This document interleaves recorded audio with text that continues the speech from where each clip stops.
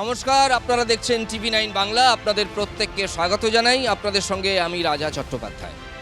পুরো বিতর্ক আজ আমরা যে জায়গাটিকে বেছে নিয়েছি সেটা হচ্ছে উত্তর কলকাতা লোকসভা কেন্দ্রের জোড়াসাঁকো বিধানসভার 37 নম্বর ওয়ার্ড। এই ওয়ার্ড রাজনৈতিকভাবে অত্যন্ত সচেতন এবং অত্যন্ত ভাইব্রেন্ট। এই ওয়ার্ডে যে কলেজগুলি আছে সেখানে কলেজ রাজনীতিও কিন্তু বরাবর সেই বাম আমল থেকে তারও আগের আমল থেকে অত্যন্ত ভাইব্রেন্ট পলিটিক্স এখানে হয়। প্রথমেই আপনাদের সঙ্গে আলাপ করিয়ে দিই যে আমাদের অতিথি কারা রয়েছেন। দেখুন, ওই দিক থেকে আলাপ করিয়ে দিই। অতিথি রয়েছেন কংগ্রেস নেতা শুভাশিস ভট্টাচার্য, তিনি কংগ্রেসের প্রতিনিধিত্ব করবেন আজ এখানে। তৃণমূল নেতা পিয়াল চৌধুরী, ব্লক প্রেসিডেন্ট, তাঁরই স্ত্রী এখান থেকে প্রতিদ্বন্দ্বিতা করছেন, তিনি আজকে দলের হয়ে এখানে প্রতিনিধিত্ব করবেন। এবং সর্বশেষ অভিষেক মান্না একেবারে এইদিকে দাঁড়িয়ে রয়েছেন, তিনি রাজ্য বিজেপির মুখপাত্র হিসাবে এখানে এসেছেন। আমরা আপনাদের একবার বলে নিই যে এবার এই 37 নম্বর ওয়ার্ড থেকে ভোটে কারা লড়ছেন, পুরো ভোটে কারা লড়ছেন। যারা লড়ছেন তারা হচ্ছেন সোমা চৌধুরী, তৃণমূলের সোমা চৌধুরী, বিজেপির শেখ মৌসুমী, বামফ্রন্টের হয়ে প্রতিদ্বন্দ্বিতা করছেন মিঠু দাস এবং কংগ্রেসের হয়ে প্রতিদ্বন্দ্বিতা করছেন আফরিন বেগম। আপনাদের প্রত্যেককে স্বাগত জানাই।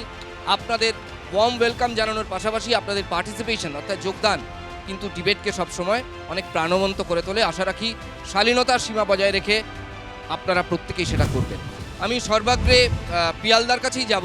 পিয়ালদা, আপনার স্ত্রী তো এখানে, তো স্ত্রী পরিচয়টা বড় নয়, এখানে পরিচয়টা হচ্ছে তিনি এই এলাকার কোঅর্ডিনেটর, এতদিন তিনি কাজ করছেন, আবার তিনি টিকিট পেয়েছেন। আপনি কোনো বায়াস না রেখে তার কাজের মূল্যায়ন কিভাবে করবেন?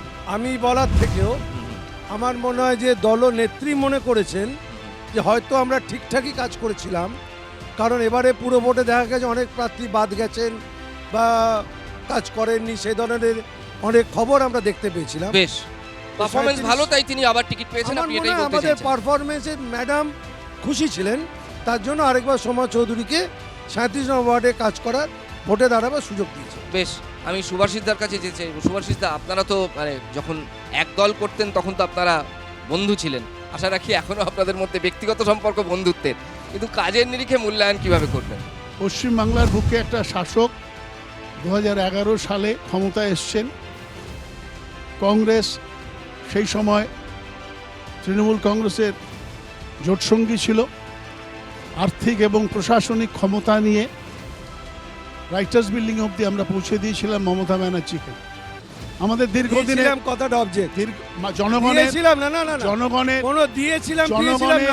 মমতা বন্দ্যোপাধ্যায় হাজরা মোড়ে যেদিন মার খেয়েছিলেন সেদিন কংগ্রেসের লোকেরা সিপিএমের তাবেদারি করত এবং মমতা বন্দ্যোপাধ্যায় একা লড়াই করে মার্ক্সবাদী কমিউনিস্ট পার্টিকে হারিয়ে রাইটার্স বিল্ডিং তৃণমূলের নেতা দাবি করছেন 2011 কংগ্রেসের কোনো অবদান ছিল না। রাজা, আমি একটু বলে নেই। হ্যাঁ, বলুন। পিয়ালদা, আপনি আপনার অবজেকশন দিয়েছেন, এবার আনসার। পিয়াল বলবার সুযোগ পাবে। আমি বলে নেই। বলুন। যে 21,000 কোটি টাকার বাজেট কর্পোরেশন পায়, সেই কর্পোরেশনের কাছে আরটিআই করলে, রাইট টু ইনফরমেশন অ্যাক্টে যদি আপনি জানতে চান খরচ কোথায়, আয় ব্যয়, আপনি পাবেন না। কর্পোরেশনের যে দেবাঞ্জনরা ঘুরে বেড়াচ্ছে ফিরাদ হাকিমের পাশে, এই দৃশ্যই আপনারা দেখতে পাবেন যে কর্পোরেশনটাকে মোটামুটি একটা ব্যবসায়ের জায়গা করে নিয়েছে কিছু মানুষ। আমি সবাইকে বলছি না, আমি সবাইকে বলছি না, এক্সেপশন আছে। প্রশ্ন করেছিলেন আমায়, রাজা চট্টোপাধ্যায় প্রশ্ন করেছিলেন, আপনি যে নমিনেশনটা পেয়েছেন আপনি কি মনে করেন যে আপনি কাজের পারফরমেন্সে খুশি? আমি বলেছিলাম ম্যাডাম মনে করেছিলেন। তার উত্তরে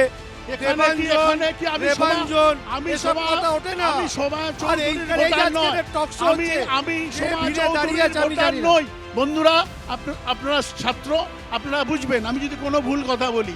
সোমা চৌধুরীর আমি ভোটার নই, সুতরাং আমি সোমা চৌধুরীর মূল্যায়ন করতে পারবো না। যারা এখানে বাসিন্দা তারা করতে পারবে, সেই প্রসঙ্গে আমি যাচ্ছি। আমি শুধু একটা কথা বলছি, যে কথাগুলো বলছি সেগুলো একটা ভুল হলে, একটা যদি ভুল হয়, আজকে 35 নম্বর ওয়ার্ডে, কালকে 35 নম্বর ওয়ার্ডে আমাদের হোর্ডিং খুলে নিয়েছে। কিছুক্ষণ আগে কে জানি দর্শক মন্ডলী থেকে বলছিল আমায় যে শূন্য হয়ে গেছে, শূন্য হয়ে গেছে। আমার কথা হলো শূন্য হয়ে গেল, হোর্ডিং নামছে কেন? আচ্ছা, আমি একটা স্পেসিফিক আনসার নিই। আপনি যে প্রশ্নটা রেজ করেছেন, কলকাতা কর্পোরেশন যে বাজেট দেখায় সেই বাজেটের নাকি পুঙ্খানুপুঙ্খ হিসেব দিতে পারে না, এটা আপনি আনসার নিতে হবে। এই যে ওরা বলছেন 21,000 কোটি টাকা বাজেট, তার আরটিআই করেছি, ফিরহাদ হাকিমকে নিয়ে আলোচনা করছেন। প্রথম কথা, দলটার তো বাংলা এখনো অস্তিত্বই নেই, শুধুমাত্র অস্তিত্ব এই টিভি বাংলা নিয়ে আছে। অস্তিত্ব নেই মানে কি প্রশ্ন করতে পারে না বিরোধীরা? বিরোধী যেই হোক, প্রশ্নের উত্তর আপনাকে দিতে হবে। না, বিজেপির প্রতিনিধি বলছেন অস্তিত্ব নেই মানে কি প্রশ্ন করা যায় না? আরে উনি তো কংগ্রেসকে সাপোর্ট। শুধুমাত্র মাইকের মাধ্যমে, টক শোর মাধ্যমে বেঁচে আছি, ভালো কথা। আমি বলি এবার শুধু একটা আরটিআই কথা, আপনি করেছেন, 3 বছর কি ভোট দল হয়নি কেন? হিসেব দেয়নি, 3 বছর ধরে সেটার উত্তর আমি দেব না। মিউনিসিপ্যালিটিতে সেটার ভোট হয়নি উত্তর কেন? প্রয়োজন পড়লে কেন কর্পোরেশনের 21 ভোট একটা তারিখ ছিল? আমি উন্নয়ন অ্যাপয়েন্টমেন্ট যদি করে এত দেবো। হয়ে থাকে তাহলে ভোট করতে পারেননি কেন? সে কথা প্রিয়াল চৌধুরী না, জবাব না, দিক। একটা সুভাষিস দা, পিয়ালদা বলছেন 21 তারিখ অ্যাপয়েন্টমেন্ট করে দেবো। কোথায় অ্যাপয়েন্টমেন্ট করে দেবো? বলুক যে আচ্ছা শোনেন কি বলছি। আমি বলছি যে হিসাবের কথা, আমি দায়িত্ব নিচ্ছি সুভাষিস বাবুর জন্য।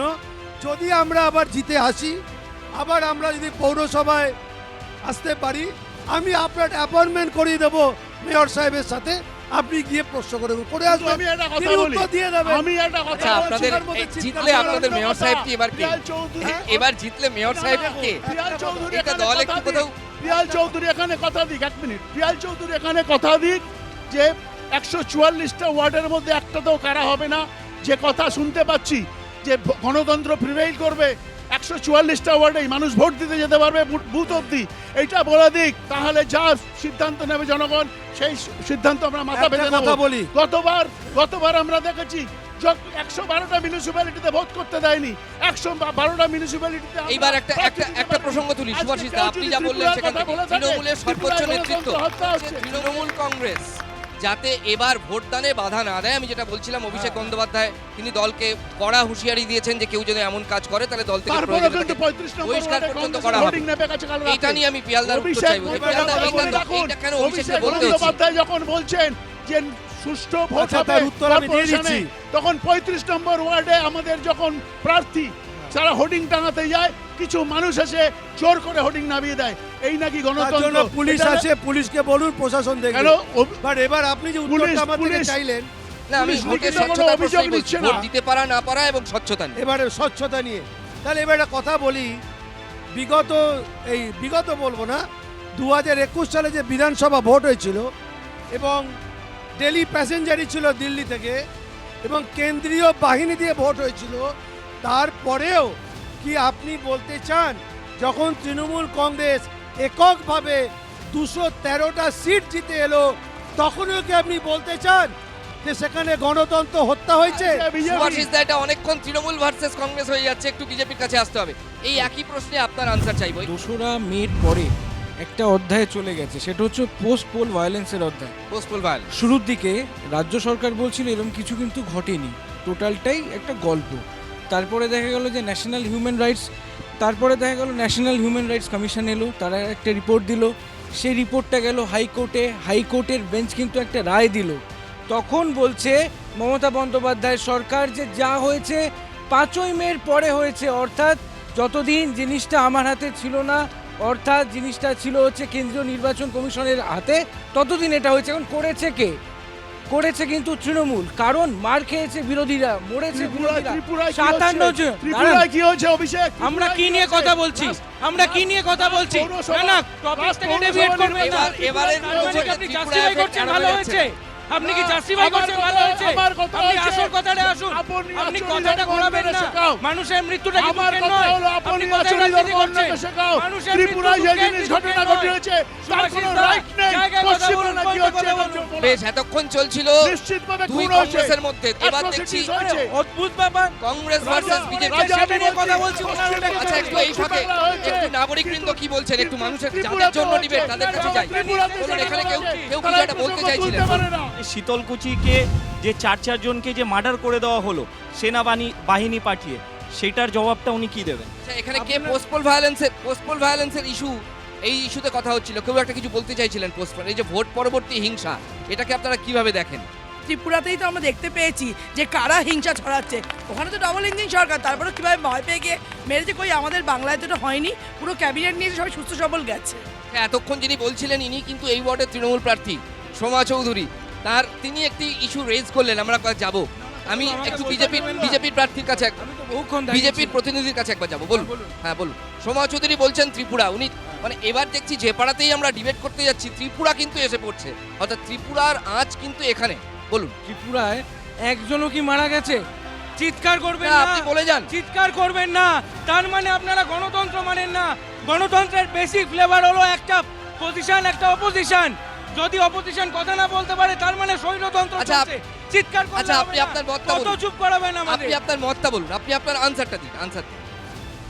তৃণমূল প্রার্থী প্রশ্ন তুলছেন যে ত্রিপুরায় পোল ভায়োলেন্স হয়েছে বা পোল ভায়োলেন্স হয়েছে। বলুন, আমাকে পুরোটা বলতে দিতে হবে। বলুন, আপনি বলুন। প্রথম কথা হলো ত্রিপুরায় একজন মানুষেরও কিন্তু প্রাণ যায়নি, 57 জন পোস্ট পোল ভায়োলেন্সের কারণে মারা গেছে। তার মধ্যে একজন কিন্তু ক্যান্ডিডেট ছিলেন বিজেপি।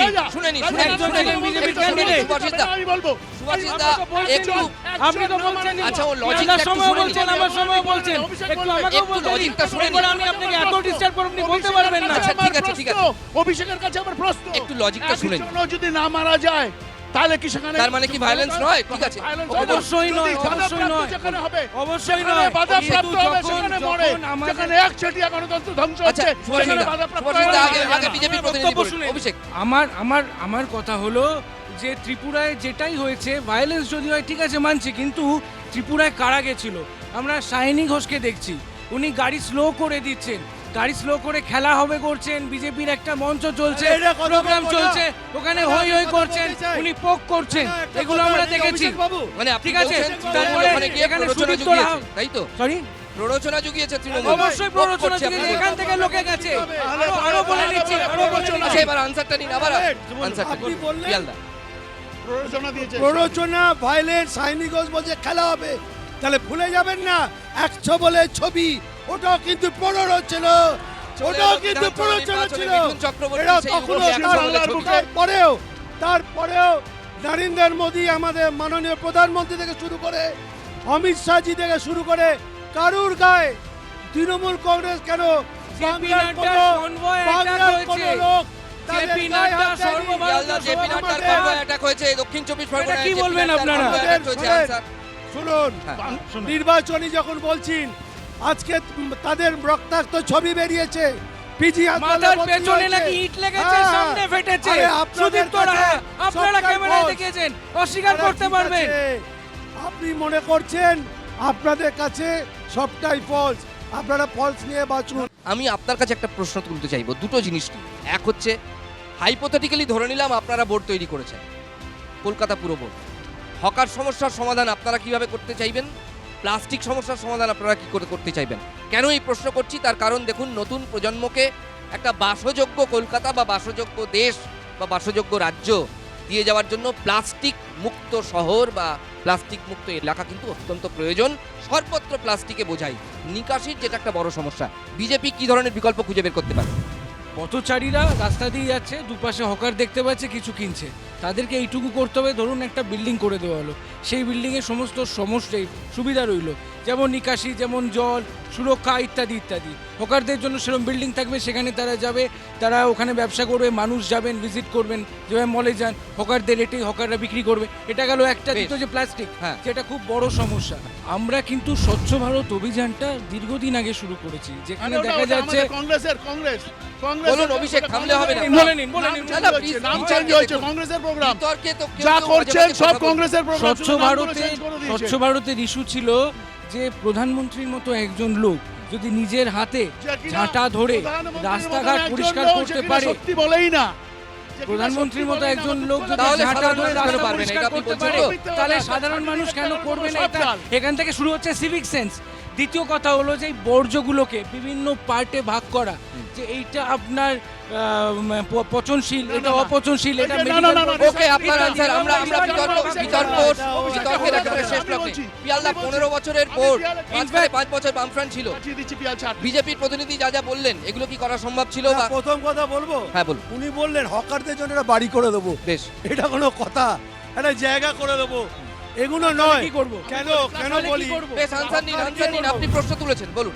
পশ্চিমবঙ্গে বেকারত্ব আছে, সেটা সবাই জানে, কেউ অস্বীকার করতে না, পারে। একটা ওয়ার্কেবল সলিউশন বের করতে হবে। ওয়ার্কেবল সলিউশন, হ্যাঁ, বলুন। ওয়ার্কেবল সলিউশন এই মুহূর্তে আমার মনে হয় হকার সংক্রান্ত যেটা আছে সেটা একদম ঠিক প্রপার জায়গায় গিয়ে পড়ছে না, বা কিভাবে হকার সংগত সমস্যা করা যায় এই মুহূর্তে আমি এটা কিছু তার বলতে মানে পারবো না। solutionটা কি কংগ্রেস- জানতে কংগ্রেস কোনো আমি ধরে নিচ্ছি হাইপোথেটিক্যালি আপনাদের বোর্ড এসছে, মানুষকে একটা সমাধান সূত্র দিন, একটা ওয়ার্কেবল সলিউশন। সমাধান সূত্র হলো বামফ্রন্ট দিয়েছিল, হয়তো সেটা কাজে লাগেনি। বেশ, সেটা হলো আলাদা করে জায়গা করে দিয়েছিল বিভিন্ন জায়গায়, যে হকাররা ওখানে চলে যাবে, যেহেতু ওখানে মানুষের যাতায়াত কম, সেখানে মানুষ যায়নি বলে হকাররা আবার চলে এসছে জায়গা মতন, যেখানে ছিল সেখানে চলে এসছে।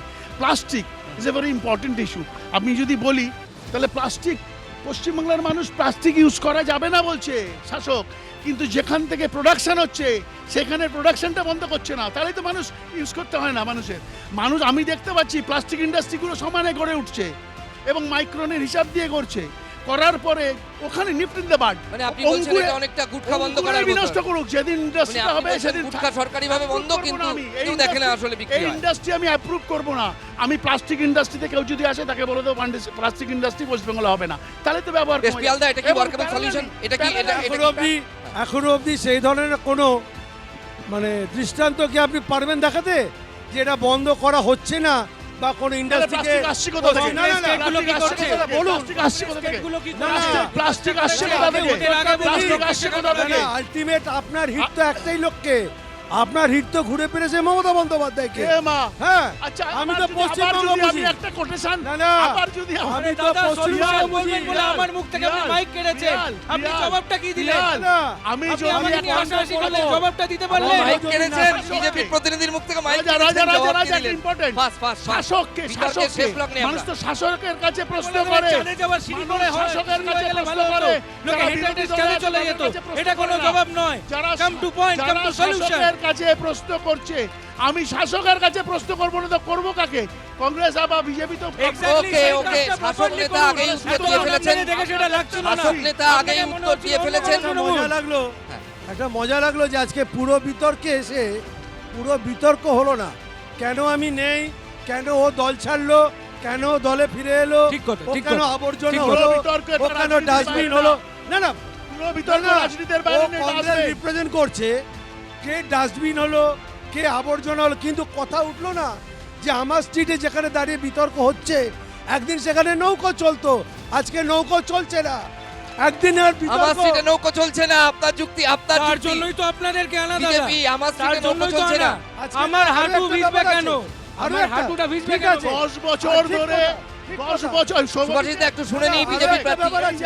বিজেপির প্রতিনিধি না, কি না, বলছেন? একটা ব্যাপার আছে, আমি অভিষেকের 5 সাথে বছর একমত। 10 5 বছর বছর আমরা চালিয়েছো। কাজ করেছি এখানে, এই অঞ্চলে মানুষ জল যন্ত্রণায় ভুগেছে, আজও ভুগছে।